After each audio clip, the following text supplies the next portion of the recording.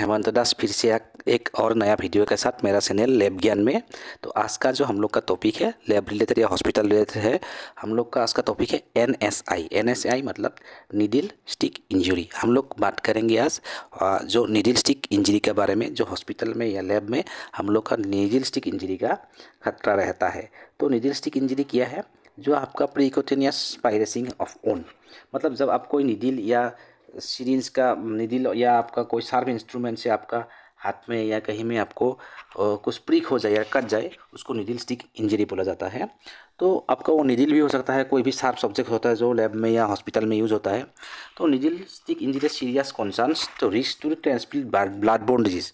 एक सीरियस ये है जिससे आपका ब्लड बोर्न डिजीज का ट्रांसमिट हो सकता है आपका बॉडी में, जैसे hepatitis B, C, HIV, AIDS, ये सब आपका नीडल स्टिक इंजरी के जरिए तो आपका बॉडी में ये आपका ट्रांसमिट हो सकता है। तो इसलिए हम लोग को नीडल स्टिक इंजरी के बारे में जानकारी रखना बहुत ही ज़रूरी है। जो हेल्थ वर्कर्स है, हेल्थ वर्कर्स के लिए नीडल स्टिक इंजरी बहुत ही इंपॉर्टेंट चीज़ है। तो during use, when does needle stick injury occur? During use आप manipulate in patient needle in patient, उसके बाद रिकेप नीडल, ये सब में आपका हो सकता है। यूज का टाइम में आपका रिकेप करने के लिए चला गया या इसमें कुछ मैनिपुलेट किया आपने, छेड़खानी किया नीडल के साथ, तब आपके पास नीडल स्टिक इंजरी हो सकता है। आफ्टर यूज और बिफोर डिस्पोजल, जैसे failure to place used needles in appropriate साफ कंटेनर्स, आप सही जगह में अगर आप नीडल्स को नहीं फेंका तब हो सकता है, नहीं तो इनकॉन्वेंटली प्लेस्ड और ओवरफिल्ड शार्प डिस्पोजल होना, या जिसमें आपका इनकॉन्वेंटली आपने ये किया, एक जहाँ फेंका तो उसमें देखा आपका ऑलरेडी वो फील्ड है, जो इसमें नहीं फेंकना चाहिए था वो ऑलरेडी फील्ड है वो कंटेनर, इसमें से भी आपको नीडल स्टिक इंजरी हो सकता है। कब कब हो सकता है? When does needle stick injury, कब कब हो सकता है इसलिए। और ड्यूरिंग एंड आफ्टर डिस्पोजल, जब आप नीडल को फेंक दिया एक कंटेनर पर, वो ओवरफिल्ड था तो उसको लेके जाएगा उसका इन ट्रांजिट में टू डिस्पोजल का ट्रांजिट में भी नीडल स्टिक इंजरी होने का खतरा रहता है। और इम्प्रॉपर डिस्पोजल, हम बार बार कर रहे हैं ऊपर में बिफोर डिस्पोजल में। तो इम्प्रॉपर डिस्पोजल, अगर ओवरफिल्ड में फेंका, जहाँ में नहीं फेंकना था वहाँ में फेंक दिया, उस वजह से भी आपका नीडल स्टिक इंजरी हो सकता है। इसलिए हम लोग को जब हम लैब में या हॉस्पिटल में काम कर रहा है, हम लोग का डस्टबिन्स का जो है वेस्ट, बायोमेडिकल वेस्ट का रूल्स को फॉलो करना बहुत ज़रूरी है। आपका खुद स्टाफ को जो काम कर रहा है उसका सेफ्टी भी, और पेशेंट सेफ्टी के लिए भी, और जो अदर स्टाफ है, सपोर्टिंग स्टाफ है मेडिकल रिलेटेड, उसको भी सेफ्टी के लिए हम लोग को इस डस्टबिन्स जो है, जो बायोमेडिकल वेस्ट का रूल्स है, गाइडलाइंस है, उसको फॉलो करना बहुत ही ज़रूरी है। और हम लोग नीडल स्टिक इंजरी का बात करेंगे। ब्लड नीडल स्टिक इंजरी बहुत ही एक इंपॉर्टेंट टॉपिक है एक हॉस्पिटल या लैब में ले। What you need to do, अगर आपका नीडल स्टिक इंजरी हो गया तो आप क्या करेंगे, तो किसको कांटेक्ट करना है, जो इसका बारे में हम लोग बात करेंगे।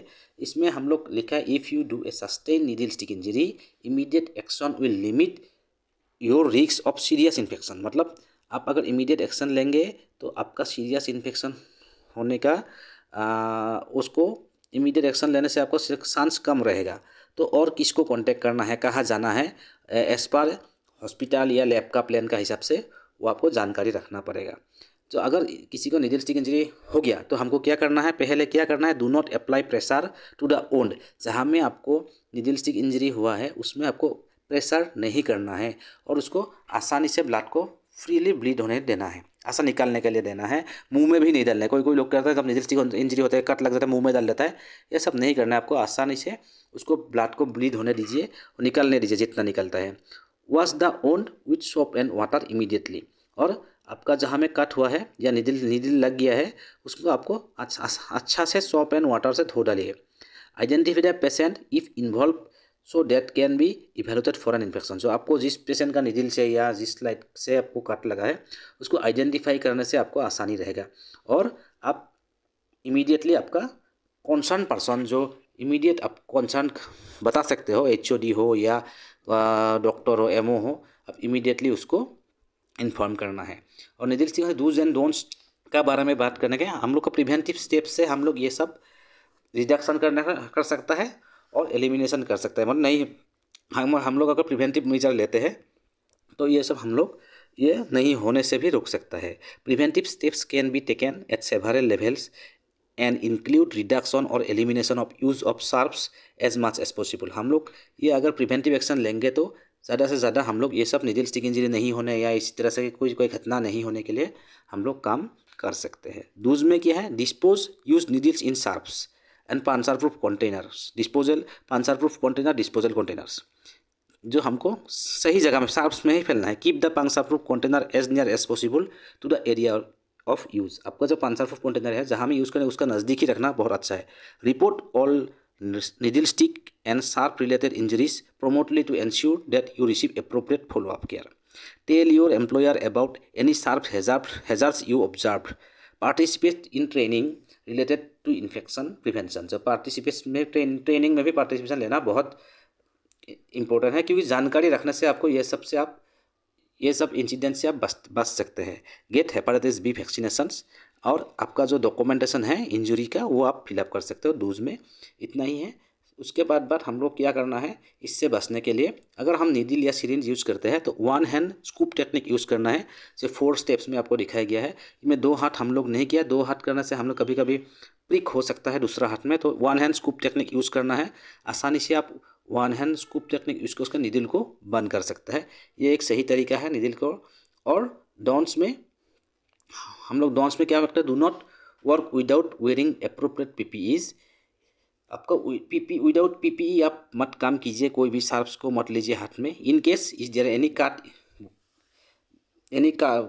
इन you never touch patient without taking appropriate protective gear. मतलब इसमें भी इनडायरेक्टली बोला है, आपका अगर हाथ में काट है क्या है तो आप प्रोटेक्टिव गियर यूज ही कीजिए। तो उसके बाद डू नॉट रिकैप और स्केल पे रिकैप, डू नॉट रिकैप और नीडल्स और स्केलपेल विथ 2 हैंड्स। आप जैसे हम लोग पहले वीडियो में स्क्रीन में दिखाया था, आपको 2 हाथ से नीडल्स को आपको ये नहीं करना है, बंद नहीं करना है। एक ही सिंगल हैंड स्कूप यूज़ करना है। Don't break and bend the needles with hand. और हाथ से आप लोग मतलब ये मत कीजिए नीडल्स को या स्लाइड्स को या कोई भी चीज़ हाथ से बेंड मत कीजिए। और एक चीज़ है, जो आप over filling sharps disposable container में नीडल्स या स्लाइड को मत फेंकिए, क्योंकि इस फेंकने से आपका भी इंजरी हो सकता है, नीडल इंजरी NSI हो सकता है और दूसरा स्टाफ के हो सकता है। तो जो आप हमको डूज एंड डोंट्स में हम लोग इतना ही। अगर मेरा इन्फॉर्मेशन आपको अच्छा लगा तो प्लीज़ आप लाइक कीजिए, कमेंट कीजिए, सब्सक्राइब कीजिए, क्योंकि हम लोग दोबारा इस तरह का वीडियो आप लोग। Thanks for watching this video. अगर मेरा वीडियो आपको अच्छा लगा तो प्लीज़ लाइक कीजिए, कमेंट कीजिए, शेयर कीजिए एंड सब्सक्राइब कीजिए आगे ही ऐसे इन्फॉर्मेटिव वीडियो देखने के लिए। Thank you.